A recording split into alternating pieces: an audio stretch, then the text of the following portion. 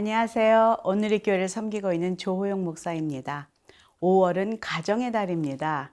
우리를 낳아주신 부모님, 또 사랑으로 함께 가정을 이룬 부부와 자녀들의 그 소중함을 깨닫고 또 서로에게 감사와 사랑을 표현하라고 만든 것이 가정의 달이 아닐까 생각합니다. 그런데 그 가정을 가장 먼저 만드신 분은 우리 하나님이십니다. 태초에 하나님께서 아담과 이브를 창조하시고 서로 사랑하여서 둘이 한 몸이 되어 가정을 이루게 하시고 또 자녀를 낳고 잘 양육하여서 이 땅에 번성하고 충만하라 하면서 만드신 가정은 하나님의 걸작품이지요.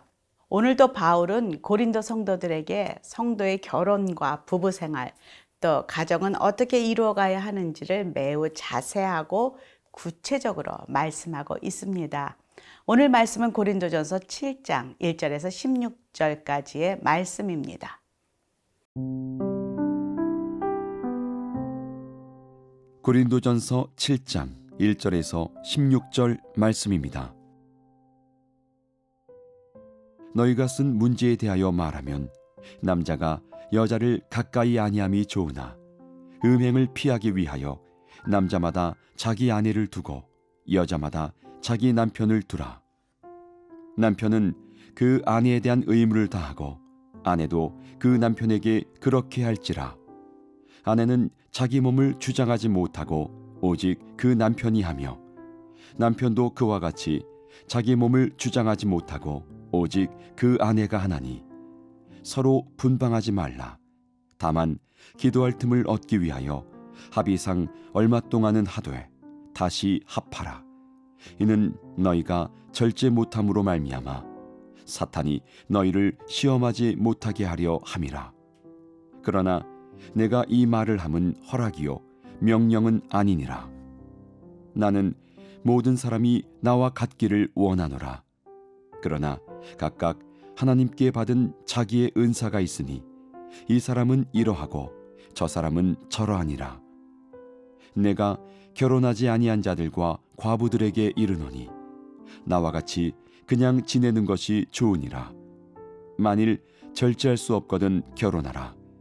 정욕이 불같이 타는 것보다 결혼하는 것이 나으니라. 결혼한 자들에게 내가 명하노니 명하는 자는 내가 아니요 주시라. 여자는 남편에게서 갈라서지 말고 만일 갈라섰으면 그대로 지내든지 다시 그 남편과 화합하든지 하라. 남편도 아내를 버리지 말라. 그 나머지 사람들에게 내가 말하노니 이는 주의 명령이 아니라 만일 어떤 형제에게 믿지 아니하는 아내가 있어 남편과 함께 살기를 좋아하거든 그를 버리지 말며 어떤 여자에게 믿지 아니하는 남편이 있어 아내와 함께 살기를 좋아하거든 그 남편을 버리지 말라. 믿지 아니하는 남편이 아내로 말미암아 거룩하게 되고 믿지 아니하는 아내가 남편으로 말미암아 거룩하게 되나니 그렇지 아니하면 너희 자녀도 깨끗하지 못하니라.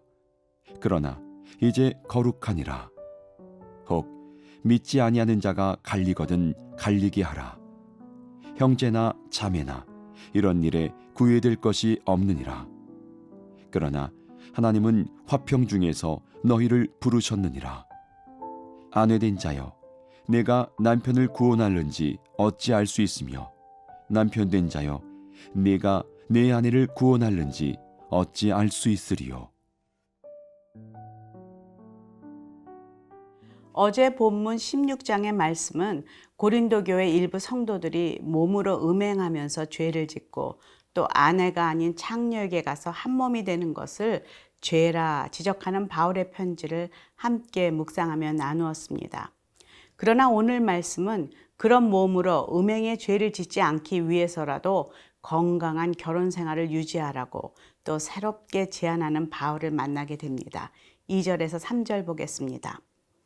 음행을 피하기 위하여 남자마다 자기 아내를 두고 여자마다 자기 남편을 두라. 남편은 그 아내에 대한 의무를 다하고 아내도 그 남편에게 그렇게 할지라.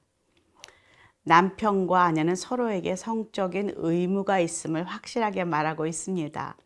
남편은 아내를 놔두고 다른 여인과 성적인 관계를 갖는 것은 죄요. 아내도 역시 그러함을 말하지요.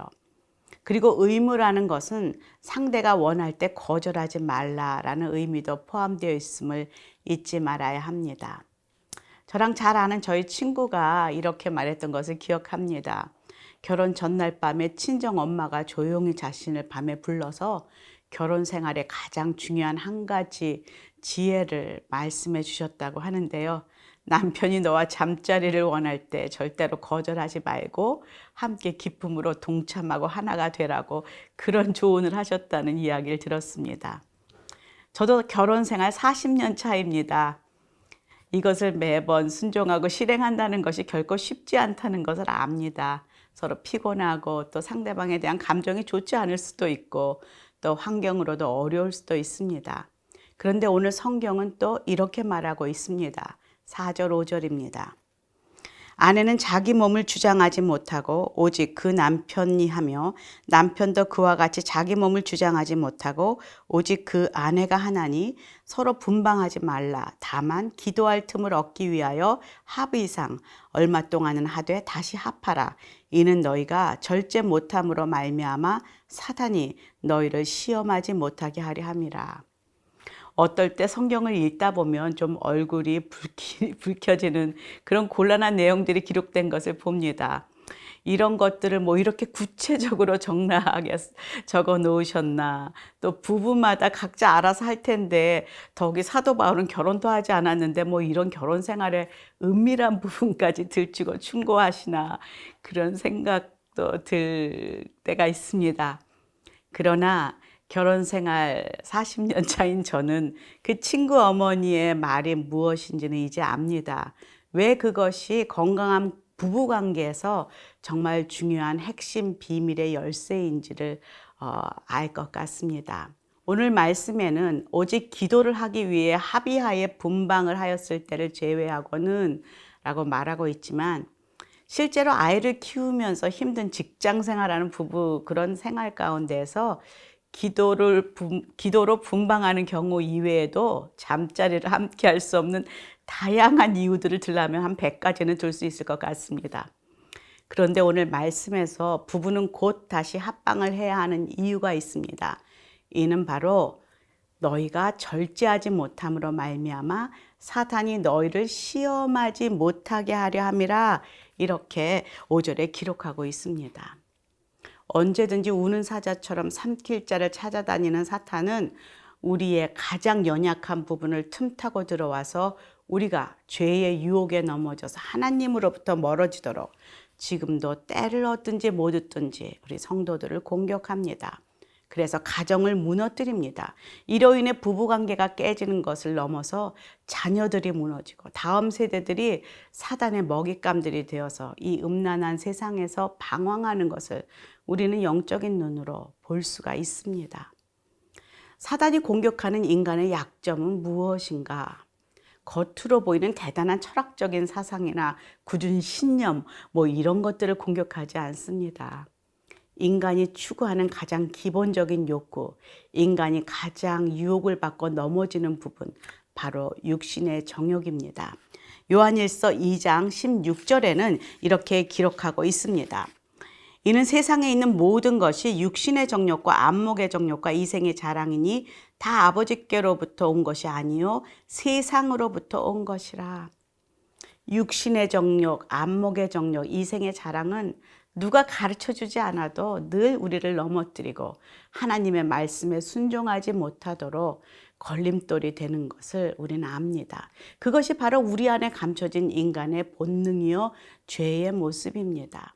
부부간의 영적으로 육적으로 하나됨이 깨어질 때 어김없이 드러나는 육신의 정욕의 죄가 부부 사이의 가장 중요한 신뢰관계를 너무나 쉽게 무너뜨린다는 것을 우리는 잊지 말아야만 합니다.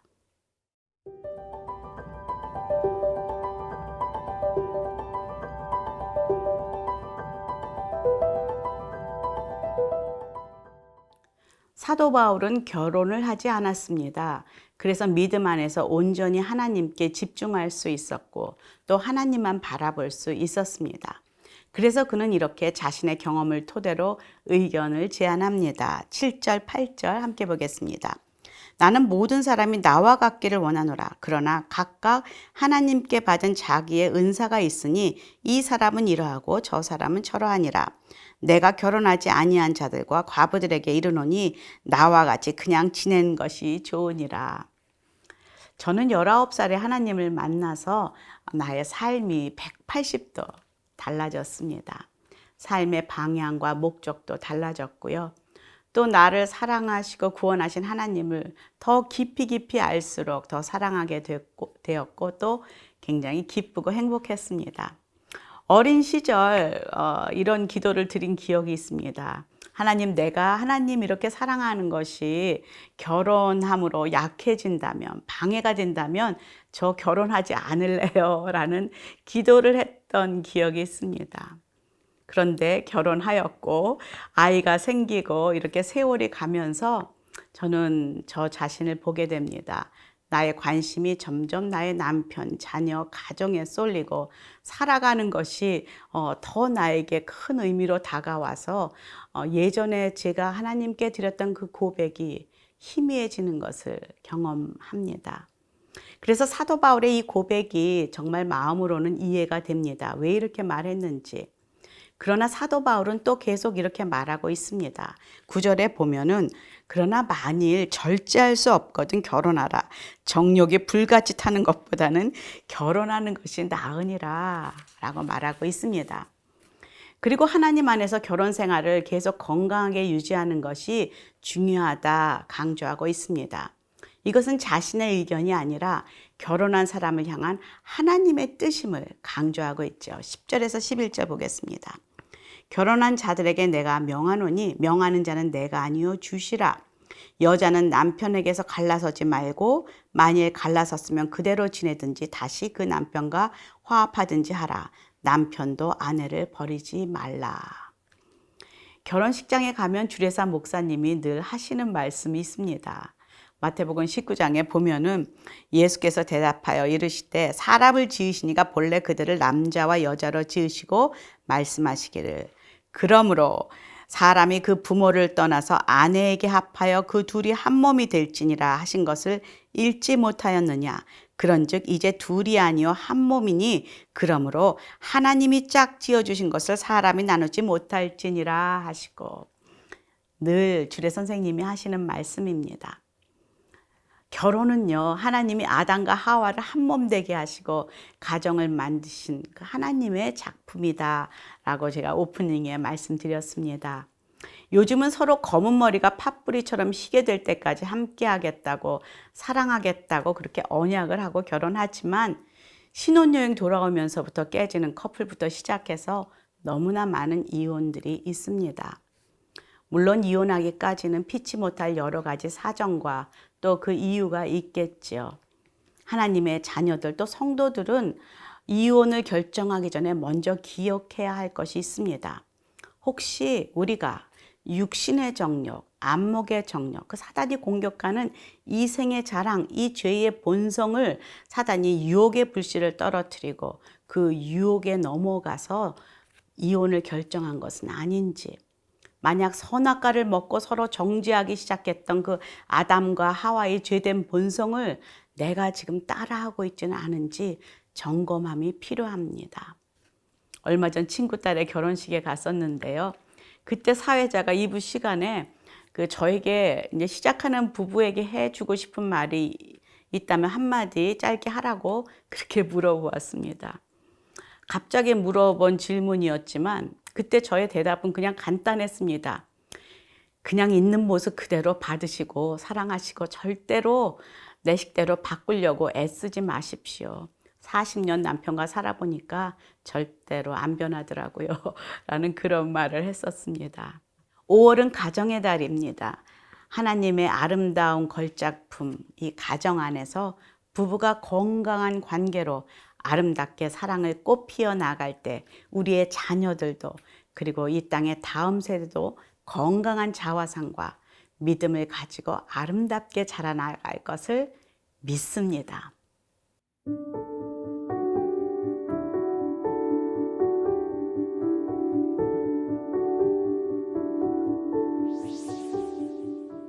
하나님, 이 땅에 많은 깨어진 가정들을 보며 가슴이 아픕니다.